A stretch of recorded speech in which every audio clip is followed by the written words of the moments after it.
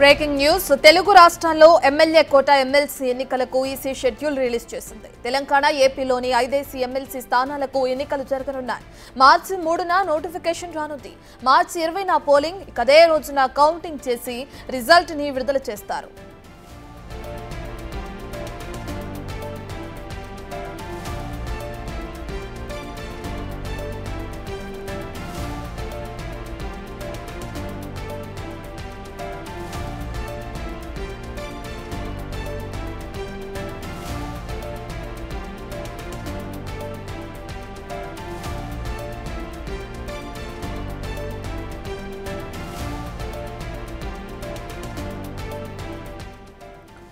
ఇక తెలుగు రాష్ట్రాల్లో ఎమ్మెల్యే కోట ఎమ్మెల్సీ ఎన్నికలకు ఈసీ షెడ్యూల్ రిలీజ్ చేసింది.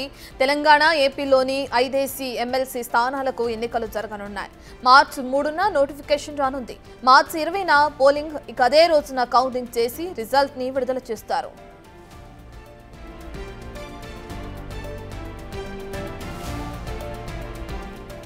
తెలంగాణలో కాంగ్రెస్ నుంచి 4, బీఆర్ఎస్ నుంచి 1కి ఛాన్స్ దక్కే అవకాశం కనిపిస్తుంది. ఇక కాంగ్రెస్ నుంచి చాలా మంది ఆశావహులు టికెట్ ఆశిస్తున్నారు. తెలంగాణలో మహమూద్ అలీ, సత్యవతి రాథోడ్, సుభాన్ రెడ్డి, ఎగ్గే మల్లేశం, మీర్జా రియాజుల్ హసన్ పదవీ కాలం పూర్తి చేసుకుంటున్నారు.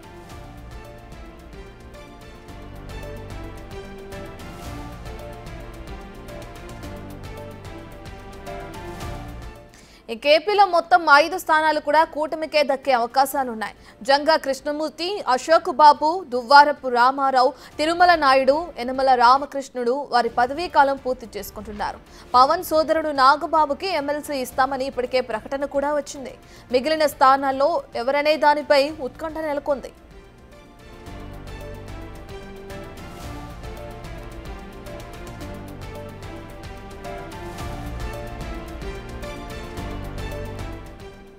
పూర్తి డీటెయిల్స్ అందించడానికి మా ప్రతినిధి శివ అందుబాటులో ఉన్నారు ఢిల్లీ నుంచి.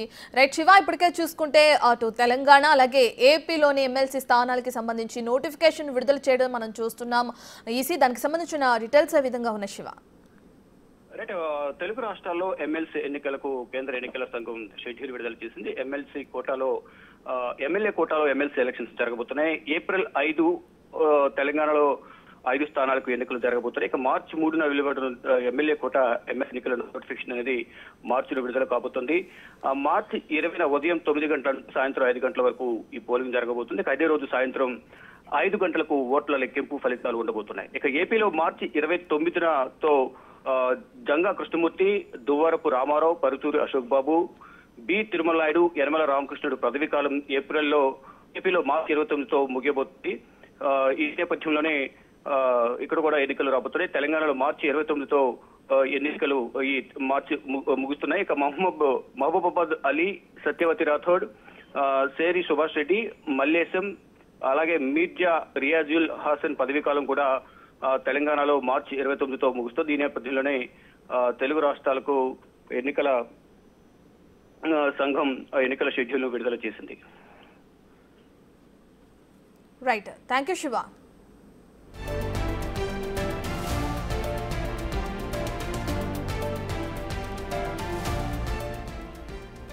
ఇక తెలుగు రాష్ట్రాల్లో ఎమ్మెల్యే కోట ఎమ్మెల్సీ ఎన్నికలకి ఈసీ షెడ్యూల్ విడుదల చేసింది. దానికి సంబంధించిన నోటిఫికేషన్ మనం చూస్తున్నాం. తెలంగాణ ఏపీలోని 5 ఎమ్మెల్సీ స్థానాలకు ఎన్నికలు జరగనున్నట్లు కూడా మనకు తెలుస్తుంది. అయితే మార్చి 3న నోటిఫికేషన్ రానుంది. అలాగే మార్చి 20న పోలింగ్ జరుగుతుంది. ఇక అదే రోజున కౌంటింగ్ చేసి రిజల్ట్ కూడా విడుదల చేస్తారు అధికారులు. ఇక తెలంగాణలో కాంగ్రెస్ నుంచి 4, ఇక అదే విధంగా ఏపీలో నుంచి కూడా మొత్తం 5 స్థానాలకి ఈ విధంగా ఎన్నికలు జరిగే అవకాశం కనిపిస్తుంది. ఇక ఏపీలో చూసుకుంటే మొత్తం 5 స్థానాలకు కూడా కూటమికే దక్కే అవకాశాలు కూడా ఉన్నాయి. జంగా కృష్ణమూర్తి గాని, అశోక్ బాబు, అలాగే రామారావు, తిరుమల నాయుడు, యనమల రామకృష్ణుడు వారి పదవీ కాలం పూర్తి చేసుకుంటున్న నేపథ్యంలో ఎన్నికలు జరిగే అవకాశం కనిపిస్తుంది. ఇక పవన్ సోదరుడు ఎవరైతే నాగబాబు ఉన్నారో తనకి ఇప్పటికే ఎమ్మెల్సీ స్థానం ఇస్తామని చెప్పి కూడా ప్రకటన కూడా వచ్చింది. మిగిలిన స్థానాల్లో ఎవరికనే దానిపై అటు ఏపీలో ఉత్కంఠ కొనసాగడం కూడా మనం చూస్తున్నాం. ఇక ఇటు తెలంగాణ విషయానికి వస్తే తెలంగాణలో కూడా కాంగ్రెస్ నుంచి 4, అలాగే బీఆర్ఎస్ నుంచి 1కి ఛాన్స్ దక్కే అవకాశం కనిపిస్తుంది. ఇక కాంగ్రెస్ నుంచి చాలా మంది ఆశావహులు కూడా టికెట్ ఆశిస్తున్నారు. అయితే తెలంగాణలో మహమూద్ అలీ గాని, సత్యవతి రాథోడ్, సుభాష్ రెడ్డి, ఎగ్గే మల్లేశం, అలాగే మీర్జా రియాజుల్ హసన్ పదవీ కాలం కూడా పూర్తి చేసుకుంటున్నారు.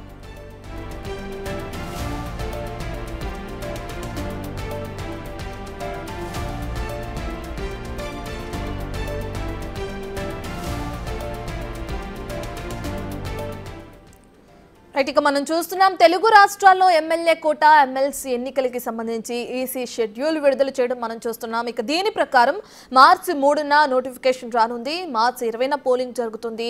ఇక అదే రోజున కౌంటింగ్ చేస్తారు. ఇక అదే రోజున రిజల్ట్ కూడా విడుదల చేస్తున్నట్లు కూడా ఈసీ వెల్లడించడం మనం చూస్తున్నాం. దానికి సంబంధించిన నోటిఫికేషన్ విడుదల చేశారు. దాన్ని ఇప్పుడు మనం బిగ్ టీవీ స్క్రీన్ పైన చూస్తున్నాం. ఇక ఏపీ తెలంగాణకి ఎన్నిక జరిగే అవకాశం కనిపిస్తుంది. తెలంగాణలో కాంగ్రెస్ నుంచి 4, అటు ఏపీ నుంచి 5 ఎన్నికల బరిలో ఉండే అవకాశం కనిపిస్తుంది. మనం చూసుకుంటే తెలంగాణలో బీఆర్ఎస్ నుంచి ఒక్కరికి ఛాన్స్ దక్కే అవకాశం కనిపిస్తుంది. ఇక కాంగ్రెస్ నుంచి 4 బరిలో ఉండే అవకాశం కూడా కనిపిస్తుంది. ఇదే విషయానికి సంబంధించి అమరావతి నుంచి మా ప్రతినిధి శివ లైవ్ లో పూర్తి డీటెయిల్స్ అందిస్తారు. రైట్ శివ, మనం చూస్తుంటే ఈసీ నోటిఫికేషన్ విడుదల చేయడం మనం చూస్తున్నాం. మార్చి 3న ఎన్నికలు ఉండనున్నాయి. మార్చి 20న పోలింగ్ జరుగుతుంది అని కూడా చెప్తున్నారు. అయితే అటు ఏపీ విషయానికి వస్తే శివ, ఏపీలో మొత్తం 5 స్థానాలకు కూడా ఈ ఎన్నిక జరిగే అవకాశం కనిపిస్తుంది. అది కూడా కూటమికే ఎక్కువగా అవకాశాలు ఉండే ఇది కూడా మనం చూస్తున్నాం. ఇక ఒక స్థానానికి ఇప్పటికే అటు పవన్ అన్న ఎవరైతే ఉన్నారో నాగబాబుకి కూడా ప్రకటన చేసేశారు. మిగిలిన 4 స్థానాలు ఎవరైనా ఉత్కంఠ నెలకొన్న నేపథ్యంలో ఎవరి పేర్లు తెరపైకి వస్తున్నాయని చెప్పుకోవచ్చు శివ.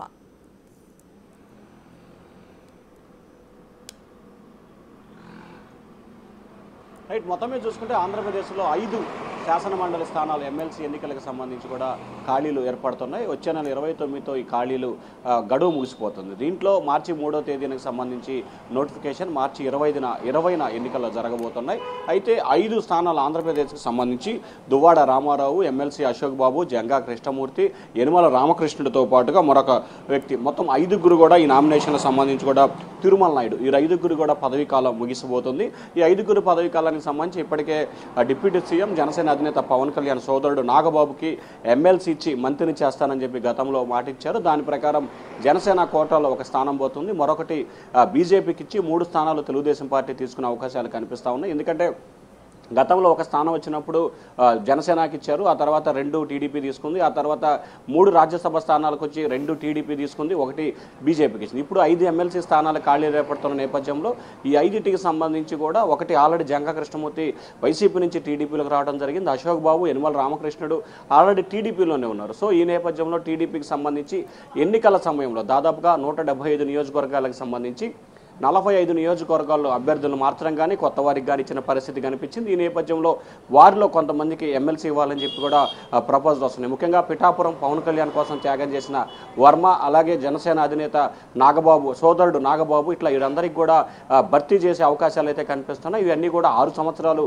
ఎమ్మెల్యే కోట ఎన్నికలు కాబట్టి 6 సంవత్సరాల పాటు అవకాశం ఉంటుంది. సో ఈ నేపథ్యంలోనే ఈ కోటాకి సంబంధించి 1 జనసేన, 1 బీజేపీ, 3 తెలుగుదేశం పార్టీ తీసుకునే అవకాశాలు కనిపిస్తున్నాయి. లేకపోతే 1 జనసేనకి ఇచ్చి 4 టీడీపీ తీసుకునే అవకాశం కనిపిస్తూ ఉంది. విజయసాయిరెడ్డి రాజీనామాతో ఖాళీ ఏర్పడిన రాజ్యసభని బీజేపీ తీసుకునే అవకాశం కనిపిస్తాం. సో మొత్తం మీద చూసుకుంటే త్వరలో జరగబోతున్న 5 ఎమ్మెల్సీ స్థానానికి కూడా 5 స్థానాలు కూటమి ప్రభుత్వమే ఇనానిమస్గా కైవసం చేసుకునే అవకాశం కనిపిస్తుంది. ఎందుకంటే ఒక్కొక్క ఎమ్మెల్సీ స్థానానికి సంబంధించి కూడా 22.5% అంటే 75 ఓటింగ్ శాతం, అంటే ఒక్కొక్క అభ్యర్థి గెలవడానికి 23 మంది ఎమ్మెల్యేల మద్దతు కావాలి. సో కూటమికి సంబంధించి సంపూర్ణమైన మద్దతు ఉంది కాబట్టి ఖచ్చితంగా 5కి 5 స్థానాలని కూడా కూటమి ప్రభుత్వం కైవసం చేసుకోబోతా ఉంది. రైట్ శివ, మనం చూస్తే మీరు చెప్పిన దాని ప్రకారం చూస్తే 1 జనసేనకి కేటాయించే అవకాశం కనిపిస్తుంది అంటారు. ఇక జనసేనకి సంబంధించి ఇప్పటికే నాగబాబు పేరుని ప్రకటించారు. అది ప్రకటన వరకే ఉంటుంది అని చెప్పుకోవచ్చు అంటారా, లేదంటే నాగబాబుకి ఎమ్మెల్సీ కన్ఫర్మ్ అయిపోతుంది అని కూడా చెప్పుకోవచ్చు అంటారా? ఎలా చూడొచ్చు అంటారు శివ?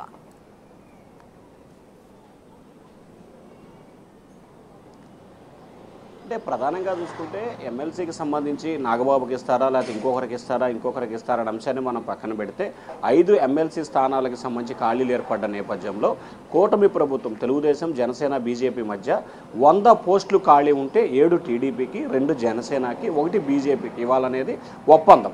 సో ఈ ఒప్పందంలో భాగంగానే ఇప్పుడు 5 ఎమ్మెల్సీ స్థానాలకు సంబంధించి 4 టీడీపీకి, 1 జనసేనకి ఇవ్వాలనేది ప్రపోజల్. అయితే మొన్న రాజ్యసభకి సంబంధించి విజయసాయిరెడ్డితో ఖాళీ ఏర్పడిన రాజ్యసభ స్థానాన్ని బీజేపీ కావాలని చెప్పి కోరుతున్నట్టు తెలుస్తూ ఉంది. సో ఈ నేపథ్యంలోనే 4 స్థానాలను కూడా తెలుగుదేశం పార్టీకి ఇచ్చే అవకాశాలు కనిపిస్తున్నాయి. ఒకవేళ రాజ్యసభ స్థానానికి సంబంధించి బీజేపీ తీసుకోకుండా, అంటే మళ్ళీ త్వరలో 1-2 స్థానాలు ఖాళీ అవుతాయి కాబట్టి అప్పుడు టీడీపీ 2, బీజేపీకి 1 ఇచ్చే ప్రపోజల్ వస్తుందా, లేకపోతే మిగతా ఈక్వేషన్ ప్రకారం 1 బీజేపీ, 1 జనసేన, 3 టీడీపీ తీసుకుంటా అనేది చర్చ. అయితే జనసేన కోటాలో వచ్చే ఒక ఎమ్మెల్సీ స్థానాన్ని జనసేన అధినేత పవన్ కళ్యాణ్ ఆయన సోదరుడికి ఇచ్చే అవకాశాలు కనిపిస్తున్నాయి. ఎందుకంటే గతంలో చంద్రబాబు ఇదే అంశాన్ని కూడా నాగబాబుని త్వరలో క్యాబినెట్లో తీసుకుంటాం, ఇది ఉగాది తర్వాత ఉంటుందని చెప్పి కూడా ఆయన ప్రకటన చేశారు. సో త్వరలోనే ఏదైతే ఎన్నికకు సంబంధించి మార్చి 3న నోటిఫికేషన్, మార్చి 20న ఎన్నిక ఉంది కాబట్టి ఖచ్చితంగా వచ్చే నెల 30వ తేదీన ఉగాది ఉన్న నేపథ్యంలో ఖచ్చితంగా అసెంబ్లీ సమావేశాలు కూడా అప్పుడు జరుగుతూ ఉంటాయి. సో ఈ నేపథ్యంలో అప్పుడే ఓటింగ్ పెట్టి ఇనానిమస్ జరిగే అవకాశం కనిపిస్తూ ఉంది. కాబట్టి సో జనసేన కోటలో ఒక స్థానం వస్తుంది కాబట్టి ఆ కోటాని జనసేన అధినేత పవన్ కళ్యాణ్ ఆయన సోదరుడికి ఇచ్చిన మాట ప్రకారం కూడా ఎమ్మెల్సీ ఇచ్చే అవకాశాలు కనిపిస్తూ ఉన్నాయి. శివ, మనం చూసుకుంటే ఎన్నికల నోటిఫికేషన్ మార్చి 3న అని చెప్పారు. అయితే మరి నామినేషన్ల ప్రక్రియ కానీ, నామినేషన్ల పరిశీలన కానీ వాటికి సంబంధించిన డేట్స్ ఏమైనా అనౌన్స్ చేయడం జరిగింది?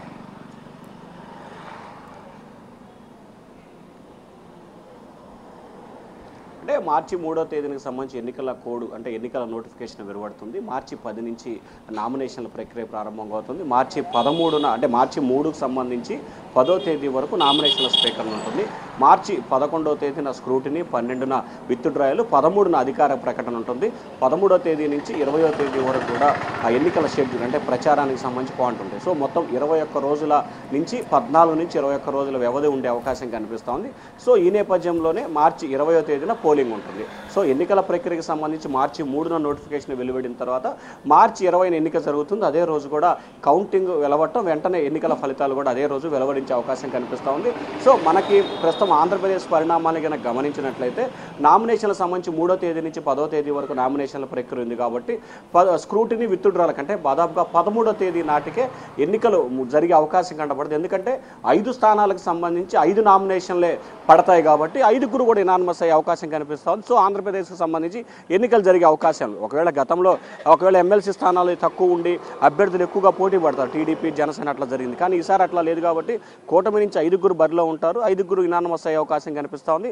వైఎస్ఆర్సీపీకి 23 మంది బలం లేదు కాబట్టి వైఎస్ఆర్సీపీ ఎన్నికల్లో పోటీ చేసే అవకాశం లేదు, పోటీ చేయదు కూడా. సో 5 స్థానాలకు 5 స్థానాలను కూడా కూటమి ప్రభుత్వం గెలుచుకుంటుంది కాబట్టి 13వ తేదీ అంటే మార్చి 13వ తేదీ నాటికి ఎన్నికల ప్రక్రియ ముగిసే అవకాశం కనిపిస్తూ ఉంది.